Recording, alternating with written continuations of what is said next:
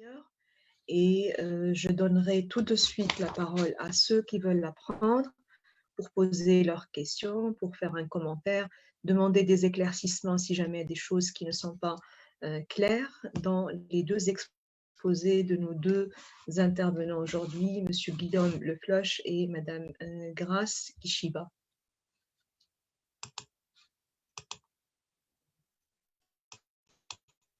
La parole en ligne, soit en texto, je vais le lire, ou bien si jamais vous le sera avec grand plaisir.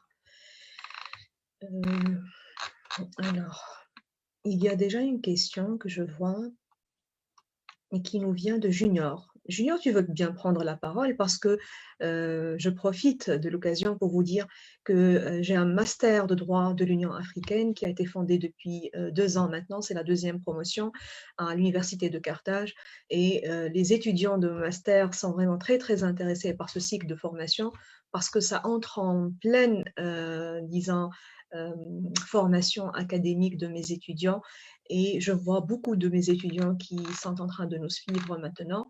Et parmi ces étudiants, le jeune junior, qui est de nationalité gabonaise, qui est très dynamique en Tunisie et qui a plusieurs casquettes, et il vient d'écrire une question très, très intéressante. Alors, si tu veux,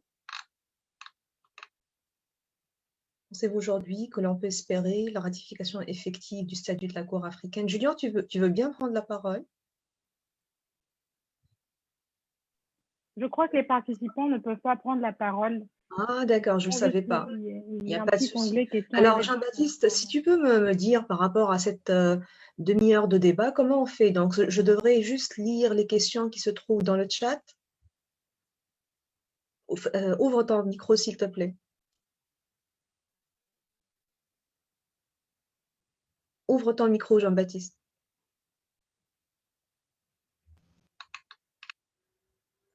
Les questions qu'ils ont envoyées, c'est plus facile pour nous. Ok, il n'y a pas de souci, d'accord. Comme on est moins de 5, on aurait pu transformer en réunion pour voir tout le monde, c'est faisable aussi. Mais je pense qu'on va rester à la... Je craignais la faiblesse de raison pour ceux qui sont en Afrique. Oh, tout à fait raison. On est à 50 participants maintenant et je pense que je pourrais coordonner entre les différents participants et nos deux intervenants et leur lire les questions une à une. Alors, Junior, il nous dit ce qui suit. Merci pour cette belle présentation à Madame Kishiba. Ma question, pensez-vous qu'aujourd'hui, on peut espérer à une ratification effective du statut de la Cour africaine de droits de l'homme et des peuples de la part des États africains, étant donné que la question inhérente aux droits de l'homme se trouve à la croisée des chemins, comme l'avait dit M. Konaté. Quel appui de l'Union africaine il peut être dans ce sens? Voilà, oui, j'ai compris. C'est à toi, Kishiba, si tu veux bien prendre la parole. Alors, évidemment que les droits de l'homme, merci pour la question. Évidemment que les droits de l'homme sont à la croisée des chemins et pour être optimiste, je dirais qu'il est possible d'espérer une ratification, d'espérer plus de ratifications, oui. Je pense qu'il peut y avoir plus de ratifications. Quant à la déclaration, là, il y a beaucoup plus de risques que les États ne la déposent pas. Ce que l'Union africaine peut faire, même si aujourd'hui, au niveau politique, les relations sont un tout petit peu tendues entre la Cour et les autres organes politiques, il me semble que le volet économique peut avoir beaucoup d'influence. Si je dois comparer avec la CEDEAO, par exemple, je dirais que la Cour de justice de la CEDEAO a d'une part de la légitimité, parce que c'est d'abord la Cour de justice d'une communauté économique et que les États ont des intérêts économiques. Comme ils ont des intérêts économiques qui sont plus enclins à respecter les directives de la Cour de justice. Donc, je pense que ce que l'Union africaine, pourrait faire, c'est justement d'évoluer dans ce volet économique-là pour que les États aient des intérêts à garantir, des intérêts qui font que ces intérêts pourraient être peut-être l'arme de la Cour de justice pour dire, écoutez, si vous ne respectez pas au niveau des intérêts, les intérêts pourraient être mis à mal, en tout cas par ce non-respect. avec l'adhésion de la RDC, par exemple, à la présidence de la Cour, ce qui fait qu'elle a dû aussi ratifier finalement le protocole. Je pense que la présidence est tournante. Et chaque fois qu'on tourne, on veut porter l'Union africaine toujours plus haut, on veut avoir de belles couleurs, en tout cas avoir une bonne réputation. Donc, je pense qu'il faut espérer que les États continuent de ratifier. Mais quant à l'article 34, paragraphe 6, évidemment, pour la déclaration, je pense que ce sera un peu plus lent. Merci. C'est moi qui te remercie juste dans la prolongation de ce que tu venais de dire, parce que moi, j'assiste souvent au sommet de l'Union africaine et je vois justement cette tension dont tu parles. Lorsque tous les organes, y compris la Cour, la Commission des droits de l'homme et des peuples et la Cour africaine des droits de l'homme et des peuples, sont en train de lutter pour pouvoir faire le travail. Tu ne peux pas imaginer à quel point les États africains, ils sont réticents à ces questions de droits humains et à quel point vous voyez, il regarde au crible les paragraphes, etc. Tu parlais de ce fameux article 34, paragraphe 6, avec cette déclaration de la compétence de la Cour de façon directe pour les individus. Et donc, on était très déçus de voir carrément que certains États, comme le Rwanda, comme rappelle-moi, il y en a 3 ou 4 qui se sont désistés en fait de cet article 34, paragraphe 6. Le Bénin, la Côte d'Ivoire. Le Bénin, la Côte d'Ivoire, voilà. Et la Tanzanie. Voilà, la Tanzanie. Et ça fait 2 ou 3 mois. Et donc, la Tanzanie, alors n'oubliez pas que le siège de la Cour, c'est à Arusha, en Tanzanie. Et donc, c'est peut-être le fait qu'il y a tellement un enjeu énorme de réparation financière aux victimes qui peut-être pourra justifier la réticence des États par rapport à ce fameux article, à cette déclaration. Pas seulement. Il y a aussi un peu la connotation négative. Lorsqu'on va pointer du doigt un État africain et dire qu'il y a un certain nombre de violations à l'égard des peuples, à l'égard de l'être humain, à l'égard de la liberté d'expression, liberté d'association, etc., ça va avoir une connotation péjorative, négative, et les États ne veulent pas avoir en fait cette étiquette. Et donc, c'est la raison pour laquelle, malheureusement, il y a carrément un bras de fer entre les gouvernements, entre les États africains et entre les différents organes de l'Union africaine. Tu dis que oui, l'Union africaine peut faire quelque chose, mais elle n'y arrive pas.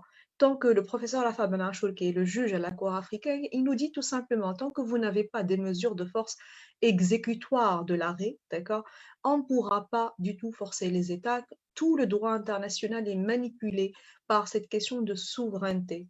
On a beau faire la pression diplomatique dont tu parlais, les négociations politiques, mais on n'a pas en fait de sanctions allant jusqu'à, par exemple, l'exclusion de l'État, d'un État de la conférence, ou bien le fait de le suspendre lorsqu'on parle des droits de l'homme. On n'est pas encore arrivé là.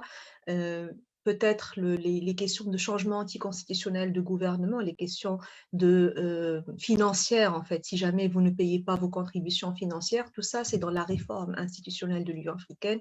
C'est tout un chantier en cours. Et donc, je pense que ce soit dans le monde entier, là aussi, vous parlez de la CPI, des avis, des arrêts de la CIJ. Donc, c'est en général, les États sont très, très réticents par rapport à ces cours internationales, qu'elles soient universelles ou régionales. Il y a toujours ce penchant vers souveraineté d'abord. Ça, c'est nos affaires internes. De quoi vous vous mêlez? Donc, cela n'arrive qu'aux autres, en fait. Les États n'aiment pas du tout être pointés du doigt comme étant des États qui violent les droits humains. Et que dire donc des pays africains? Et je pense que dans votre réponse, vous avez donné une partie, en fait, de la réponse. Et la deuxième partie, à mon sens, ça sera une culture des droits de l'homme. Ça sera une culture de paix, de sécurité, une culture de démocratie. Et ça, il faut le travailler, volet prévention, volet dissémination. Les conférences que nous sommes en train de faire maintenant, les participants qui seraient un de ces jours, les futurs juristes, les futurs juges, les futurs avocats, les futurs décideurs politiques, les futurs chefs d'État, les futurs présidents de leur république et de leurs États respectifs, en Afrique. Donc, lorsque vous êtes imprégné par cette culture de droits de l'homme, vous pouvez certainement arriver à consolider, arriver à donner un peu les lettres de noblesse à tout cet édifice normatif et intellectuel et pratique relatif à la protection du système des droits de l'homme.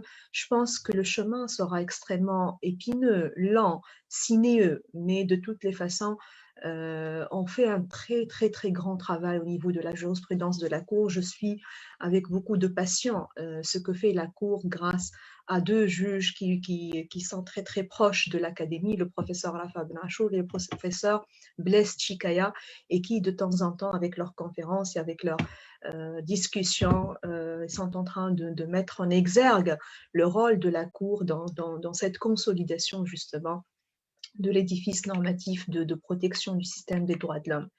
Alors, tout à l'heure, j'ai vu une question technique et à laquelle le professeur Le Foch avait répondu, mais c'est aussi important de le dire et de le lire parce que on a des enregistrements et ça sera très, très intéressant plus tard. Donc, tout ce que nous sommes en train de faire seront des références pour les jours à venir. La compétence de la Cour peut recevoir une requête d'urgence se fonde-t-elle uniquement sur la compétence prima facie? Merci d'avance. Le professeur avait répondu, mais j'aimerais écouter sa réponse de façon directe. Oui, merci. Donc, pour répondre à la question posée pour les mesures conservatoires, en fait, la Cour africaine des droits de l'homme et des peuples donc, vérifie tout d'abord sa compétence prima facie. Et si c'est le cas, elle peut rendre des mesures conservatoires à condition qu'il y ait urgence et préjudice irréparable. Ce sont deux conditions qui sont posées par le protocole instituant donc la Cour africaine. Et si je puis me permettre, parce que sur le débat que vous aviez sur la Cour africaine des droits de l'homme et des peuples, alors je suis tout à fait heureux de participer à ce séminaire et pour les raisons qui viennent d'être exposées. Je pense que c'est très important de sensibiliser les plus jeunes et le plus grand nombre donc, à toutes ces questions, et comme vous l'avez dit à l'instant, parce que vous êtes les décideurs de demain. Donc, c'est très important. Deuxième élément, sur l'avenir de la Cour africaine, c'est vrai qu'en ce moment, ce n'est pas rose, surtout au niveau des déclarations et ensuite de l'exécution des décisions de justice. Mais comme vous n'avez pas le droit de parler, vous pouvez néanmoins vous exprimer. Je vais vous poser une question. Est-ce que vous savez de quand date la Convention européenne des droits de l'homme, à peu près, sans avoir la date exacte? Vous pouvez répondre par le chat si vous voulez. Je vous fais un tout petit quiz et vous allez voir pourquoi. Est-ce que vous savez? Personne? 1950. Est-ce que vous savez quand est-ce que la France, qui se proclame souvent patrie des droits de l'homme, a ratifié cette convention? Elle l'a signée en 1950, mais elle ne l'a pas ratifiée en 1950. Elle l'a ratifiée bien après. Personne, fin des années 90, non, un peu avant quand même. C'est en 1974. Donc, autrement dit, il a fallu 24 ans. Seulement, à l'époque, la Cour européenne des droits de l'homme n'était pas dans un système de juridiction obligatoire. Elle était dans un système comme la Cour africaine, c'est-à-dire où l'État devait faire une déclaration. Et quand est-ce que la France a fait cette déclaration? C'est en 1981. Donc, la convention date de 1950. La France a ratifié la convention 24 ans après, en 1974, et elle n'a donné compétence à la CEDH qu'à partir de 1981. Donc, vous voyez, il y a 31 années qui se sont écoulées. Il ne faut pas oublier que dans les années 60, dès que vous aviez une affaire qui arrivait à la Cour européenne des droits de l'homme, le greffe sablait le champagne. Elles étaient tellement peu nombreuses. Aujourd'hui, vous avez des milliers d'affaires qui arrivent devant la Cour. Donc, évidemment que la situation elle est compliquée, mais il ne faut surtout pas se désespérer. Et le problème, et cela a été évoqué aussi tout à l'heure par le professeur Galdiche, le problème qui se pose, c'est la question donc, des États et de leur volonté. Et voilà, c'est tout. Donc, c'est pour apporter ce complément en disant que, bah oui, on peut être un peu déçu, mais si on prend l'exemple européen, le système a pris beaucoup de temps également. Je vous remercie. Oui, tout à fait. Vous avez tout à fait raison de le dire. Je continue avec les questions. Je pense que ça met l'eau à la bouche et ça donne envie. Donc, je vais lire les 4 questions qui restent et par la suite, je donnerai le mot de fin pour nos différents intervenants pour conclure et pour aussi répondre de façon synthétique. Alors, une question, est-ce que cette Cour, avec cette ratification, donc vous parlez de la Cour fusionnée, donc la Cour de justice et des droits de l'homme qui n'a pas encore vu le jour, votre question, est-ce qu'elle verra le jour un de ces jours? Quelle politique l'Union africaine peut faire pour inciter les États à ratifier pour le professeur Le Floch? Une autre question, on parle souvent des difficultés de la Cour africaine à faire respecter ses décisions. Je voudrais savoir quels sont les moyens dont dispose la Cour européenne des droits de l'homme et comment cette Cour arrive à faire respecter ses décisions, surtout que la Cour européenne a un pays comme la Turquie. Une autre question, l'analphabétisation, ou peut-être c'est un commentaire. Si, c'est une question. Analphabétisme, ignorance des justiciables, le manque de sensibilisation des citoyens, l'absence de moyens pour entamer des procédures supranationales, ne sont-ils pas d'autres éléments critiques? Oui, justement.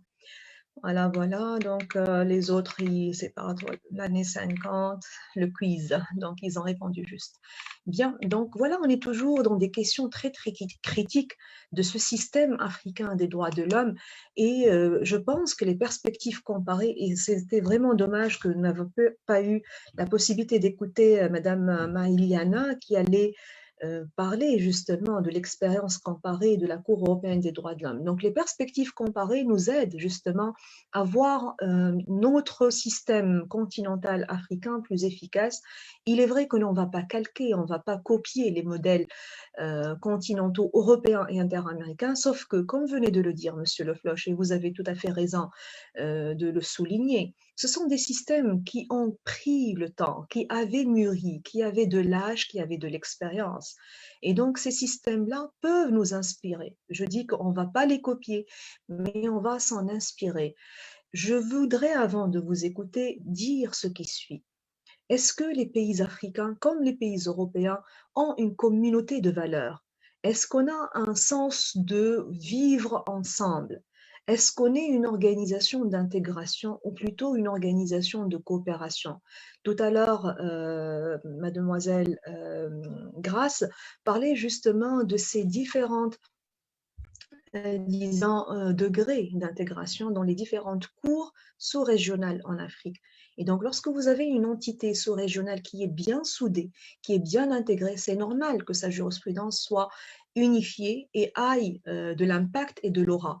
Mais si je prends l'exemple de ma région, la région du Nord, l'Union du Maghreb arabe, vous savez, nous avons une cour, mais qui n'a jamais été mise en vigueur. On est dans le nationalisme parfait. On n'a pas du tout donc l'aspect intégration au niveau de notre région. Que dire du nouveau continental? Donc, on ne peut pas, je pense, arriver à un niveau continental et communautaire. On ne pourra pas arriver à voir dans nos cours des droits de l'homme ce que l'aura, en fait, et l'impact moral et psychologique des cours européennes et interaméricaines. On n'a pas encore cette même perspective. Ce sont des cours jeunes. La Cour africaine des droits de l'homme est une cour jeune qui a une vingtaine d'années. La Cour de justice n'a encore jamais vu le jour.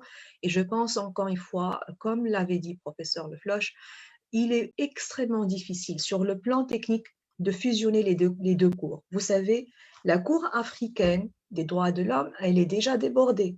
Si on lui ajoute la Cour de justice, et on va carrément ouvrir 12 chefs d'inculpation, y compris la corruption, y compris le piratage, la piraterie en mer, y compris le terrorisme, y compris un certain nombre de crimes, les changements anticonstitutionnels de gouvernement.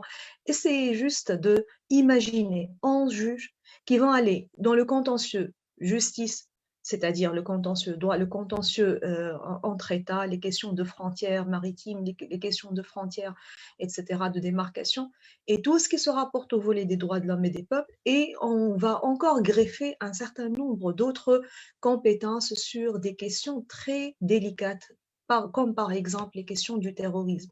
Imaginez juste un petit peu la cadence, la quantité de travail et la manière avec laquelle cette future cour, si jamais elle aura lieu, elle pourra travailler avec les circonstances que nous connaissons, très peu de matériel, très peu de personnel qualifié, parce que je sais aussi qu'ils ont beaucoup de peine, en fait, la Cour africaine actuelle, de trouver les personnes qualifiées, les juristes seniors et juniors qui travaillent dans la Cour. Ça demande beaucoup de formation et jusqu'à maintenant, encore une fois, l'Académie fait un excellent travail en fait de vulgarisation et de formation de ces futurs juristes qui, je pense, au niveau universitaire et académique, n'ont pas du tout la formation nécessaire. Ce sont des choses encore naissantes, encore émergentes. On n'a pas en fait tradition que l'Europe et les Amériques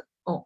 Mais il faut que je quand même finisse avec une touche optimiste pour dire que c'est tout à fait normal, que nous sommes dans un apprentissage, que nous sommes dans une phase de consolidation de nos organes, de nos cours, de notre système de protection des droits de l'homme, et qu'un jour cela viendra. Donc c'est votre génération qui pourra récolter les fruits de tous ces efforts. Je vais regarder s'il y en a d'autres questions. Je pense, oui, il y en a encore. Bonjour, Madame Kishiba, le caractère facultatif de la déclaration contenue par l'article 34, paragraphe 6 du protocole de Ouagadougou ne justifierait-il pas du fait de la primauté de la conception communautariste que les États africains accordent aux droits de l'homme au détriment de la conception individualiste? C'est ça sa question. Alors, une autre question, il y a aussi le manque d'accès, le suivi d'exécution des décisions de la Cour, la mise à disposition officielle, voire le site Internet par exemple, de ce suivi qui nous donnerait une bonne visibilité, tout à fait, vous avez raison, des actions des États et qui pourrait avoir à constituer un certain moyen de contrainte, je dirais morale, sur ces États qui se doivent de faire exécuter les décisions de la Cour. Monsieur Le Floch, ma question est la suivante. Quel rôle le volet économique a ou aurait joué sur le respect des décisions de la Cour européenne des droits de l'homme? Donc, je pense que ces trois questions s'ajoutent au lot des 4 questions de tout à l'heure et je vais carrément, si vous le permettez, chers participants, clôturer la cascade de questions. Je sais qu'il y a beaucoup d'engouement à ces questions de protection, de système de protection des droits humains, mais à cause des engagements des uns et des autres, il faudra que nous terminons avec les 2 intervenants dans l'ordre, Monsieur Le Floch en premier et Mademoiselle Kishiba en deuxième lieu. Monsieur Le Floch, c'est à vous. Merci. Alors, je vais essayer de synthétiser un petit peu les différentes remarques qui ont été faites et puis pour rester dans les délais. Alors, donc, il y a eu des questions sur l'exécution des décisions de justice. Alors, il y a 2 volets sur l'exécution. Il y a la question de l'exécution des mesures provisoires et la question de l'exécution des arrêts. L'exécution des mesures provisoires, évidemment, le juge doit s'interroger sur l'exécution des mesures provisoires puisqu'elle conditionne l'effectivité des décisions qu'il va rendre sur le fond. Comme je disais, l'exemple est extrêmement simpliste, mais si jamais vous avez un recours contre un individu et que, par exemple, vous avez un individu qui est condamné à la peine de mort et qu'évidemment il est exécuté, il est difficile, évidemment, de remettre les choses dans l'état, vous l'aurez compris. Donc, le juge doit se soucier de l'exécution de ces mesures provisoires. En revanche, pour les décisions de justice, les juridictions internationales, dans leur grande majorité, ne se soucient pas de la question de l'exécution de leur arrêt. Je peux vous donner un exemple très simple. Il m'est arrivé une fois d'être au tribunal international du droit de la mer. Je travaillais à l'époque sur la question de l'exécution des décisions de prompte main levée. J'ai évoqué la question auprès de 2 juges du tribunal. Ils m'ont dit on n'en sait absolument rien. Lorsque le juge rend sa décision, il ne va pas forcément s'interroger sur le devenir de la décision.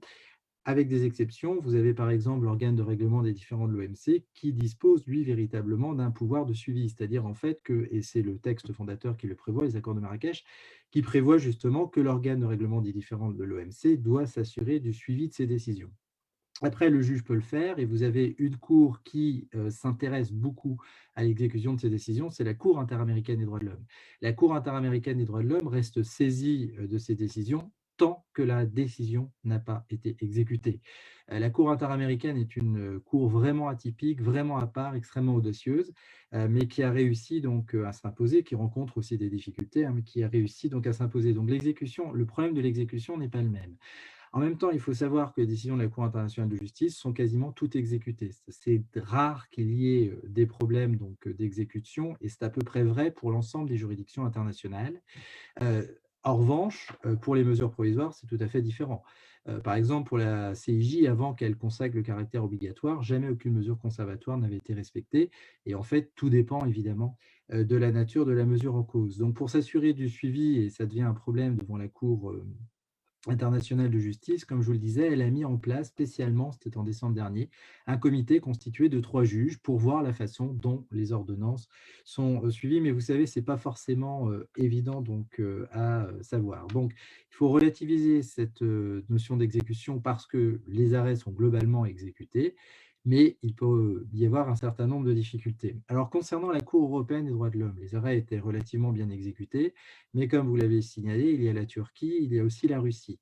Normalement, en fait, la Cour rend sa décision et ensuite, c'est le comité donc, des ministres qui est chargé de veiller à l'exécution donc, des arrêts.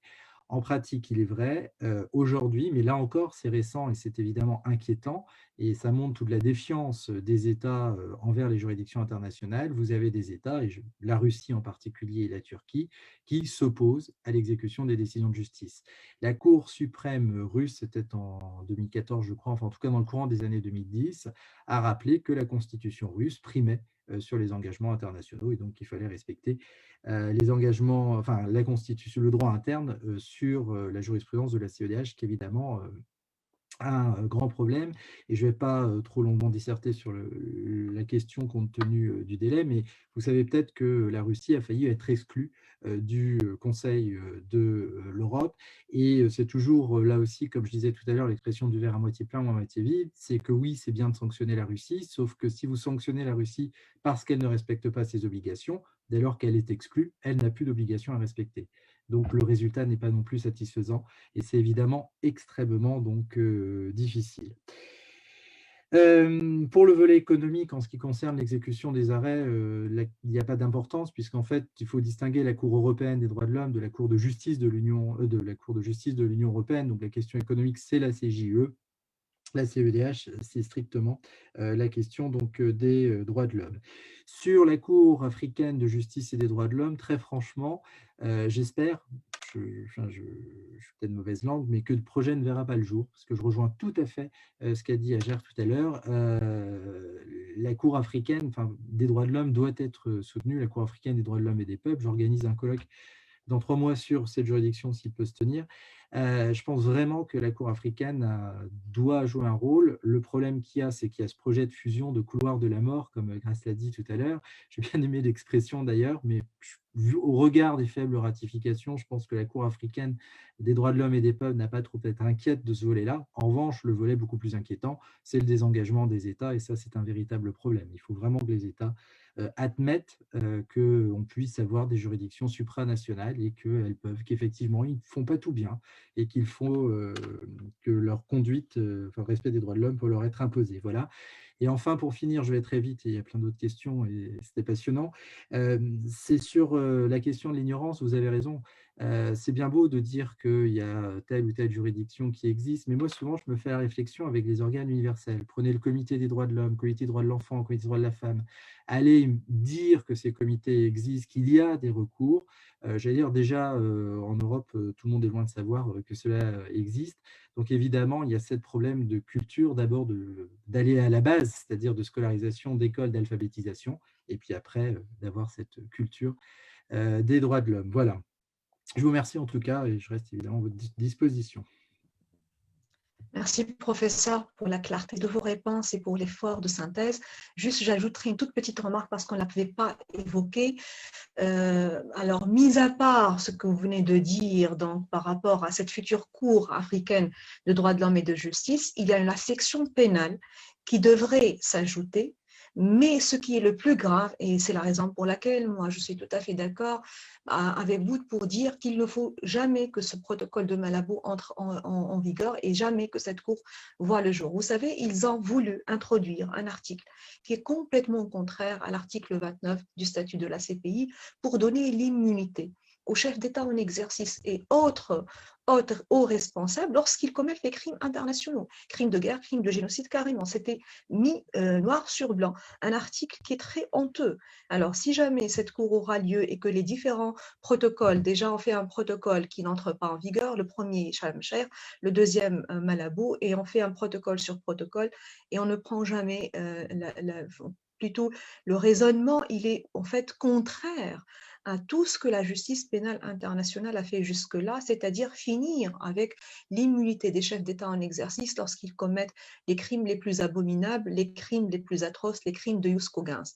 Alors, à ce stade, je pense que c'est extrêmement dangereux de voir dans cette cour africaine de justice et des droits de l'homme, un palliatif, si vous voulez, au système universel de la Cour pénale internationale. Et vous savez très très bien, plus que moi, que toutes ces décisions, elles ont été prises dans un contexte politique bien déterminé. C'est lorsque Omar el-Béchir, à l'époque, et Kenyatta, on avait fait un mandat d'arrêt contre ces deux chefs d'État en exercice à l'époque pour crimes internationaux.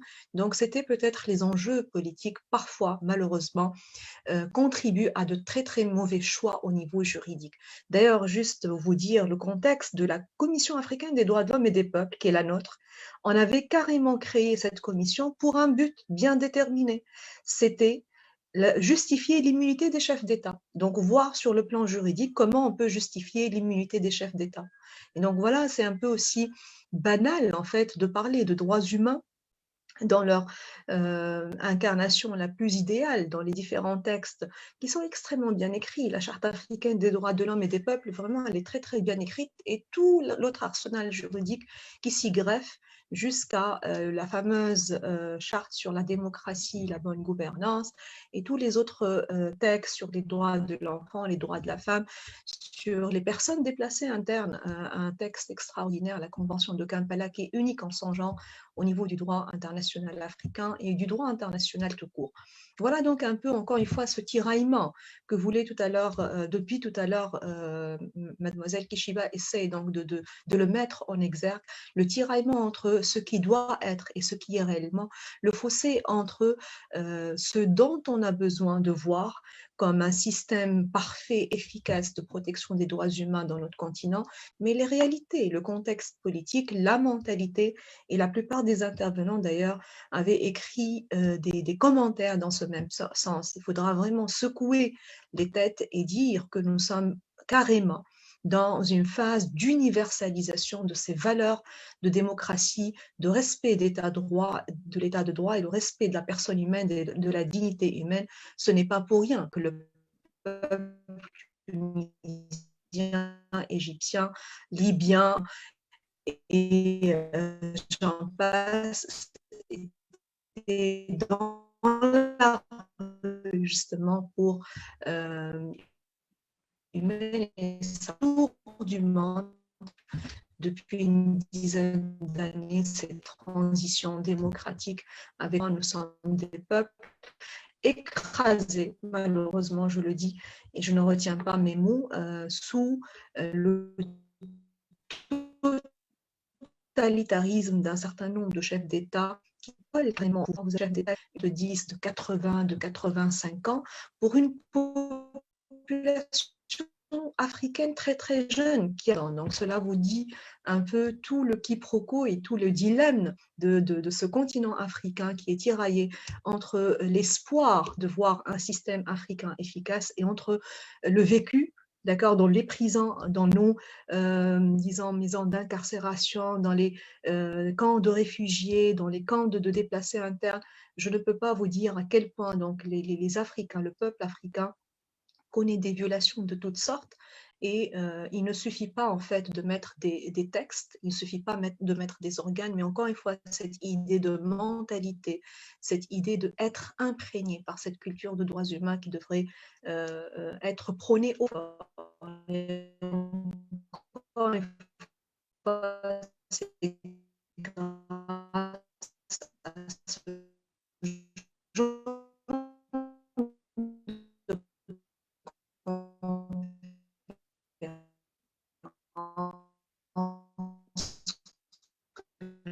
on pourra atteindre ces objectifs, déclaration de compétences, l'autre et même de certains états de cette compétence. Cette situation ne permet-elle pas des perspectives de réforme au niveau de la Cour africaine pour permettre la saisine de la juridiction par les individus lésés, tout en se passant de cette condition de déclaration de compétences? Merci à l'avance.